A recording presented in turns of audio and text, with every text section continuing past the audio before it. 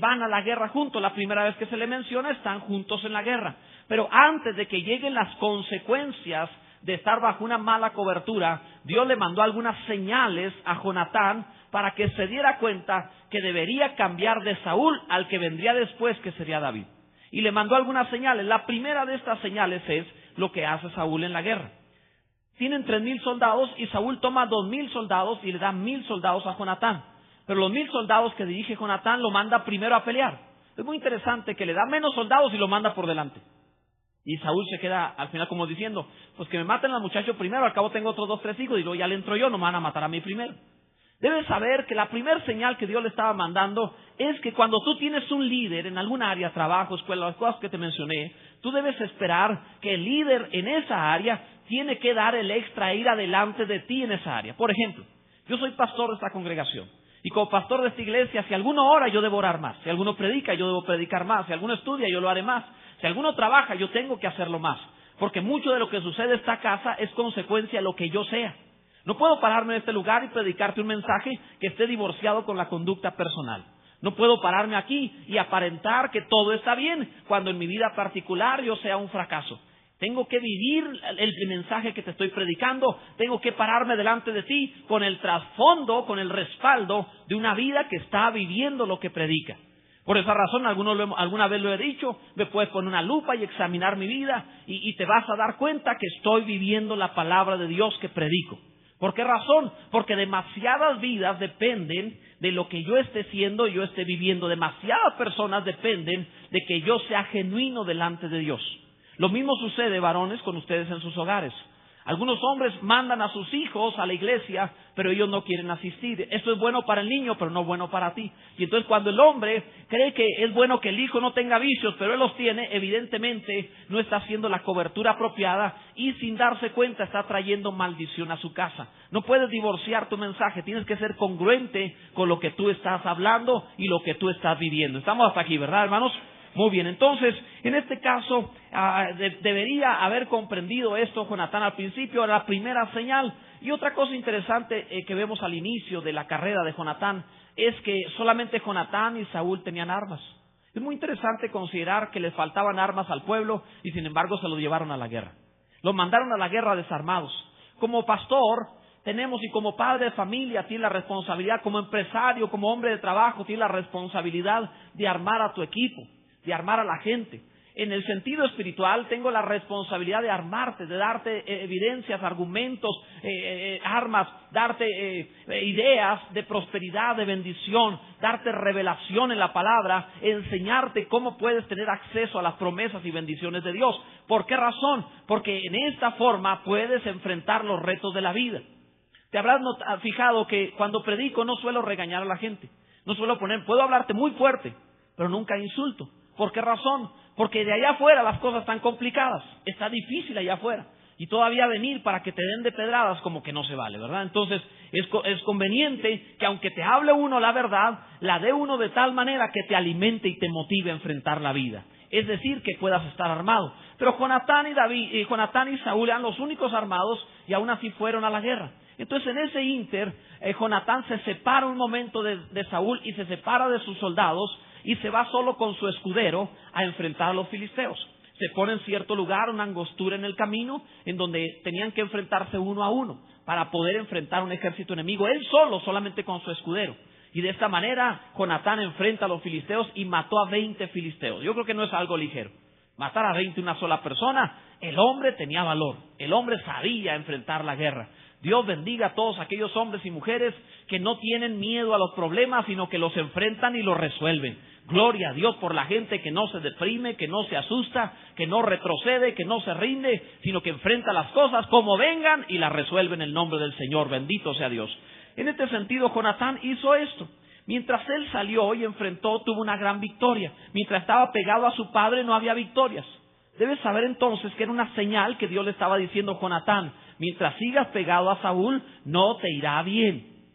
Hay ocasiones donde los creyentes establecen relaciones que no deberían tener. No, es que necesito un socio financiero así. Bueno, sí, tiene que ser una persona que no te va a meter en un lío, porque si no tienes victorias con esa persona te va a meter en derrotas. No, es que no es cristiano, pero es buena gente, y empieza a salir con él. Debes saber que no es cristiano. Y perdona el término, se oye muy feo, pero quien sale con hijos del diablo tiene problemas con el suegro. Entonces, un día vas a tener problemas. Necesita convertirse a Jesucristo, tener una relación con Jesucristo. Sí lo estamos entendiendo, ¿verdad? Como que 3, 4 quedaron pensando, ¿qué estaba diciendo? Ok, entonces, ten cuidado en este sentido, en la clase de cobertura que puedes tomar. No sea que esa cobertura que tomes, en lugar de traer bendición a tu vida, traiga derrota a tu vida. Si Jonatán por su cuenta tiene bendición, pero pegado a Saúl tiene derrotas, Dios le está avisando que su camino no es Saúl, que Dios tiene un camino diferente para él. Si cuando tomaste esa carrera empezaste en problemas, si cuando tomaste trabajo empezaste en problemas, tienes que regresar al punto en el cual, el punto correcto de bendición, para que no estés bajo una cobertura de error, de maldición. Y en este sentido, entendiendo la palabra del Señor, Jonatán se separa, y mientras se separa, Saúl hace un juramento. No sabía que Jonatán no estaba con él. E hizo un juramento. Dijo Saúl: todo aquel que coma algo mientras yo no me haya vengado de mis enemigos, es decir, los filisteos, debe ser descuartizado, debe morir. Imagínate eso. Vamos a matar a todo el que coma. Decirle a un ejército en medio de una batalla que no puede comer hasta desquitarse de los enemigos. Lo que más necesita un soldado en la batalla son energías. Se va a cansar, necesita comer. ¿Te has fijado que los soldados, por ejemplo, en Irak, llevan chocolate y cosas así? O sea, necesitan energía. No puedes decirle, no coma nada hasta que nos hayamos vengado. Es todo lo contrario. No puede hacer eso. ¿Cuánto les gusta comer? Bueno, aunque muchos no dicen amén, yo sé que sí les gusta comer. Los conozco a algunos de ustedes y sé que les gusta comer. Entonces, amén, gloria a Dios. Es uno de los placeres que Dios le ha concedido al ser humano. Gloria a Dios. Y luego al mexicano le gusta cocinar bien. Entonces, amén, bendito sea Dios.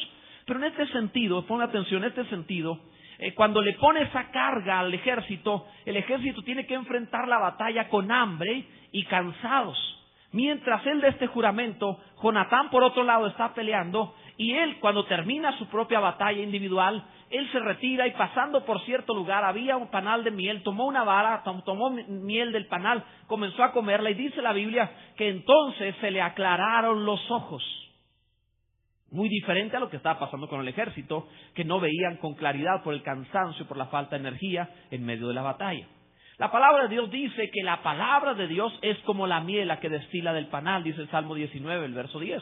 Entonces, cuando la palabra te habla de que comiendo miel se te aclaran los ojos, te está diciendo que la revelación de la palabra de Dios te da la visión clara respecto de cómo vivir, qué hacer y qué no hacer. Entonces, cuando Jonatán está separado de Saúl, él tiene acceso a la palabra de Dios para comer correctamente, para aclarar la visión en su vida. Mientras que Saúl es una cobertura que le quita al pueblo de Dios, le quita el alimento, le quita la palabra de Dios. En esta casa acostumbramos discipular a la gente. Tenemos células en los hogares donde se les da enseñanza sistemática desde el principio hasta prepararlos para que ellos hagan discípulos. Y somos muy entendidos en esto, estar constantemente preparando, enseñando, de tal manera que, por ejemplo, durante todo este año estuve enviando un devocional, todavía lo estoy enviando, un devocional diariamente sobre alguna porción de las Escrituras, de tal manera que toda la Biblia en un año te la estuvimos dando en devocionales, toda la Biblia.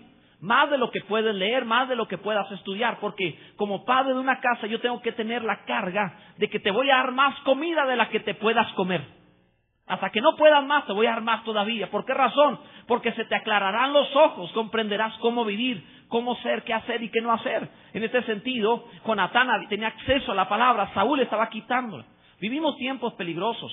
La Biblia dice que en los últimos tiempos habrá tiempos peligrosos porque se amontonarán maestros conforme a sus propias concupiscencias, que apartarán la verdad del oído y hablarán cosas infatuadas de su propio corazón. Debes tener cuidado en esto, porque son tiempos en los cuales parece que se predica mucha palabra de Dios, pero no necesariamente todo lo que cita algún versículo bíblico es la palabra de Dios. Hoy en día estamos enfrentando problemas serios respecto a lo que es genuinamente la palabra o no. Cuando oigo la palabra, cuando oigo predicaciones, a veces escucho cosas que digo, ¿por qué está diciendo eso? Por ejemplo, en el siglo XVI, Lutero empieza una reforma en base al problema que había de las indulgencias. Las indulgencias eran una forma en la cual